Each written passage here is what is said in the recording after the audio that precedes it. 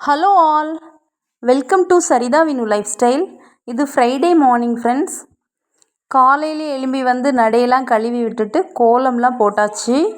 கோல புக்கை பார்த்து தான் போட ஆரம்பித்தேன். ஆனால் புக்கில் இருந்த மாதிரி வரல. நான் நினச்சது ஒன்று, வந்தது ஒன்று. என் பொண்ணு இதை பார்த்துட்டு என்ன சொன்னான்னா, அம்மா அரளிப்பூ மாதிரியே கோலம் போட்டிருக்கீங்களே அப்படின்னு சொன்னால். ஆமாம், உண்மையிலே பார்க்கும்போது அது மாதிரி தான் தெரிஞ்சுது, அரளிப்பூ மாதிரி. சரி, ஏதோ ஒரு பூ வந்துச்சுலான்னு சொல்லிட்டு கோலம் சாப்பிட்டு முடிச்சாச்சு. அடுத்து நெக்ஸ்ட் ஒர்க் பார்க்கலாம். மார்னிங் டிஃபன் பார்த்திங்கன்னா இட்லிக்கு சாம்பார் சட்னி ரெண்டுமே வைக்கணும். கேழ்வரகு வேறு நனைய போட்டிருந்தேன், அது மறந்தே போச்சு.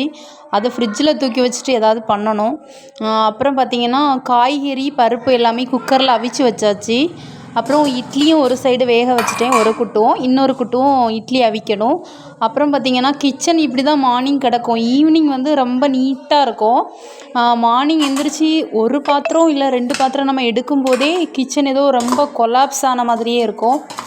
ரொம்ப பாத்திரம் கழுவ வேண்டிய வந்துடும் அப்படின்னு சொல்லிட்டு ஒரு பாத்திரத்தை நம்ம கழுவிட்டு அந்த இதில் நம்ம யூஸ் பண்ணுவோம். ஆனாலுமே பார்த்திங்கன்னா நிறைய பாத்திரம் சேர்ந்துக்கிட்டே தான் இருக்கும். இதுக்கு ஒன்றுமே பண்ண முடியாது. அடுத்து பார்த்திங்கன்னா சாம்பார் அடுப்பில் இருக்குது. இட்லிக்கு மாவு வீட்டில் அரைச்சது தான். இந்த பானை நிறைய அரைச்சி நம்ம ஃப்ரிட்ஜில் வச்சுட்டா போதும், ஒரு 2-3 நாளைக்கு யூஸ் பண்ணிக்கலாம். அடுத்த குட்டுவத்துக்கு இட்லிக்கு மாவு ஊற்றி வைக்க வேண்டியதான்.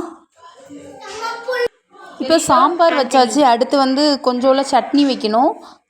சட்னி வச்சாதான் இட்லி சாப்பிட்ட மாதிரி இருக்கும். சாம்பார் சட்னி அந்த மாதிரி வச்சு சாப்பிடும்போது பொதுவாகவே பார்த்திங்கன்னா நம்ம வீட்டில் இந்த மாதிரி தான் வைப்போம்.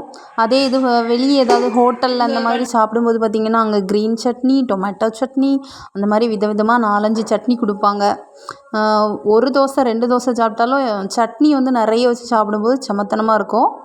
இது யாருக்கெல்லாம் இந்த மாதிரி ஹோட்டலில் 4-5 சட்னி வச்சு சாப்பிட்றது பிடிக்கும் அப்படின்னு சொல்லி கமெண்டில் சொல்லுங்கள். அடுத்து சட்னிக்கு கடாய் அடுப்பில் வச்சாச்சு. கடாயில் எண்ணெய் ஊற்றிருக்கேன். கடுகு, கருவேப்பிலை, கொஞ்சம் உளுத்தம்பருப்பும் போட்டுக்கலாம். அது என்கிட்ட இல்லை, அதனால நான் போடலை. அடுத்து பார்த்திங்கன்னா கொஞ்சம் சின்ன வெங்காயம் இல்லைன்னா பெரிய வெங்காயம் வெட்டி வச்சுட்டு அதையும் கொஞ்சம் தாளிக்கணும். அப்புறம் நம்ம நார்மலாக அரைச்சி வைப்போம்ல தேங்காய் சட்னிக்கு, நான் எப்படி சட்னி அரைப்பேன் அப்படின்னா தேங்காய் கூட 2-3 பல் பூண்டு, ஒரு சின்ன துண்டு இஞ்சி, அப்புறம் 2-3 கருவேப்பிலை, அதுக்கப்புறம் தேவையான அளவு மிளகாய், இது எல்லாத்தையுமே சேர்த்து அரைச்சிட்டு தாளிச்சிட வேண்டியதுதான். இப்போ கேமரா மூவாச்சு பார்த்திங்களா டக்குன்னு. அப்போது கரண்டி எடுக்க மறந்துட்டேன். டக்குன்னு அந்த பாத்திர ஸ்டாண்டில் போய் தான் எடுத்தேன். இது நான் வாங்கியிருந்த பாத்திர ஸ்டாண்ட் அப்படின்னு நான் ஏற்கனவே ஷேர் பண்ணியிருந்தேன். அதை இன்னும் செவரில் மாட்டலை, அதான் கீழே வச்சுருக்கிறேன். அதை மாட்டிட்டு நான் உங்களுக்கு கிச்சன் ஃபுல் வியூவாக காட்டும்போது அந்த வீடியோவை போடுறேன். பிள்ளைங்களுக்கும் சாப்பாடு கொடுத்துட்டு நாங்களும் மார்னிங் டிஃபன் சாப்பிட்டுட்டு பிள்ளைங்க ஸ்கூல் போயிட்டாங்க. அப்புறம் நாங்கள் 2 பேர் மட்டும் கோயிலுக்கு போயிருந்தோம். பக்கத்தில் இருக்கக்கூடிய முருகன் கோயில் அங்கே போயிருந்தோம். அவங்களுக்கு 2-3 வாரமாக வேலை இல்லை என்னோடய ஹஸ்பண்டுக்கு. அதனால் ஃப்ரைடே வேறையா அந்தால கோயிலுக்கு போவோம் அப்படின்னு சொல்லிட்டு கோயிலுக்கு போயிருந்தோம். அந்த இதை நான் இது கூடவே உங்களுக்கு ஷேர் பண்ணியிருக்கிறேன், பாருங்கள். ஃப்ரெண்ட்ஸ், எங்கள் ஊர் பார்த்திங்கன்னா மயிலாடி, கன்னியாகுமரி மாவட்டம்.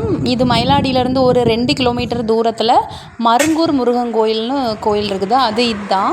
இங்கே தான் நாங்கள் அடிக்கடி வருவோம். வாரந்தோறும் கூட மிந்தி வருவோம். இப்போது கொஞ்சம் கரெக்டாக வர முடியல, டைம் கிடைக்கும் போதெல்லாம் வருவோம். இந்த குன்றுக்கு மேலே தான் முருகர் இருக்கார். இது பெரிய பாறை. இங்கே இந்த சூரம்பாடு அதெல்லாம் நடக்கும். மேலே பாறையில் நின்று பார்க்கும்போது, உச்சியில் நின்று பார்க்கும்போது பார்த்திங்கன்னா இந்த பாறையை சுற்றி உள்ள சுற்று வட்டார கிராமம் அவ்வளோ ரவுண்டிங்கில் அப்படி தெரிஞ்ச மாதிரி இருக்கும். இது ஃபுல்லுமே பார்த்திங்கன்னா ஒரு இயற்கை எழில்மிகு ஒரு கிராமம் அந்த மாதிரி சொல்லலாம். ஃபஸ்ட்டு நீங்கள் முகப்பில் பார்க்கும்போதே பார்த்திங்கன்னா ஒரு 2 பெரிய ஆலம் மரம் நிற்கி பார்த்திங்களா, அதில் ஃபுல்லுமே ஆலம் விழுது அந்த மாதிரி தொங்கிட்டு இருக்கும். இதை பார்க்கும்போதே கோயிலுக்குள்ளே என்ட்ரு ஆகும்போதே மனசு ஒரு அமைதியாயிரும். எனக்கு முன்னாடி பார்த்திங்கன்னா என்னோடய ஹஸ்பண்ட் படியேறி போயிட்டே இருக்கிறாங்க. அவங்களுக்கெல்லாம் படியேறும்போது தெவங்காது. ஆனால் நான் படிக்க அங்கே மேலே சாமியை சென்று அடையும் போதே நமக்கு நல்ல மூச்சு வாங்க ஆரம்பிச்சிரும். இந்த சரௌண்டிங்கில் இருக்க மக்கள் இந்த வீடியோ பார்க்கும்போது உங்களுக்கு தெரியாமல் இருக்காது. இந்த மருங்கூர் முருகன் கோயில் இது வந்து இங்கே சூரம்பாடெலாம் நடக்கும். ரொம்ப ஃபேமஸாக இருக்கும். ஃபஸ்ட்டு நம்ம கோயிலுக்குள்ளே நுழைஞ்ச உடனே கை காலெல்லாம் சுத்தப்படுத்திட்டு கோயிலை சுற்றி நம்ம கும்பிட்டுட்டு அதுக்கப்புறம் கருவறைக்குள்ளே இருக்கக்கூடிய முருகப்பெருமானை கோயிலுக்குள்ளே போய் தான் கும்பிடணும். அங்கே வந்து பார்த்திங்கன்னா சிவபெருமானும் இருக்கிறாரு இங்கே. அதுக்கப்புறம் பிள்ளையார் இருக்கிறாரு. இப்போ நாங்கள் கோயிலை சுற்றிட்டு இருக்கும்போது அந்த சைடு வியூவில் பார்த்திங்கன்னா மலைகள்லாம் அழகாக தெரியுது பார்த்திங்களா. கீழே இனி சாமியெல்லாம் கும்பிட்டுட்டு நம்ம வந்து அந்த பாறையில் இறங்கி பார்க்கும்போது பார்த்திங்கன்னா இன்னும் அழகாக தெரியும் அந்த வியூலாம். ஒரு இயற்கை எழில் மிகுந்ததாக இருக்கும் இந்த இடத்த பார்க்கும்போதே. இப்போ நாங்கள் சாமி கும்பிட்டுட்டு வந்தாச்சு. இந்த கேட்டுக்கு கீழே வரும்போது பார்த்திங்கன்னா பெரிய பாறையாக இருக்கும். இந்த பாறையில் நின்று தான் சூரம்பாடு நம்ம பார்ப்போம். இப்போ பாருங்கள், அந்த மலைக்கு கீழெல்லாம் அந்த ஏக்கர் கணக்கில் தென்னை மரம்லாம் இருக்குது பார்த்திங்களா ஃப்ரெண்ட்ஸ். இந்த இடத்த பார்க்கும்போதே அப்படி ஒரு என்ன சொல்ல, கண்கொள்ளா காட்சி மாதிரி இருக்கும். இந்த கோயிலுக்கு பார்த்திங்கன்னா அந்த மயிலாடி ஏரியா மக்கள் மட்டுமோ இல்லைனா மருங்கூர் மக்கள் மட்டுமோ அந்த மாதிரி இந்த சைடில் உள்ள மக்கள் மட்டும் வரமாட்டாங்க. என்னோடய பிறந்த ஊர் பார்த்திங்கன்னா பறக்கை ரூட்டு கீழசிறக்கல்விளை. அங்கே பறக்கையில் உள்ள நிறைய மக்களுக்கும் குலதெய்வமாக இருக்கிறவரும் இந்த முருகப்பெருமான் தான். அங்கே உள்ள நிறைய பேரும் இங்கே வந்து கும்பிடுவாங்க. எனக்கு தெரிஞ்ச அளவில் இந்த சுற்று வட்டார பகுதி, இந்த கன்னியாகுமரி மாவட்டத்தில் மேக்ஸிமம் உள்ள மக்கள் எல்லாருமே இந்த முருகப்பெருமானை தரிசனம் பண்ணுவாங்க. இந்த கோயிலில் பார்த்திங்கன்னா இந்த கோயிலில் உள்ள முருகருக்கு தான் மயிலாடியில் ஆராட்டு அப்படின்னு ஒரு ஃபங்க்ஷன் நடக்கும்.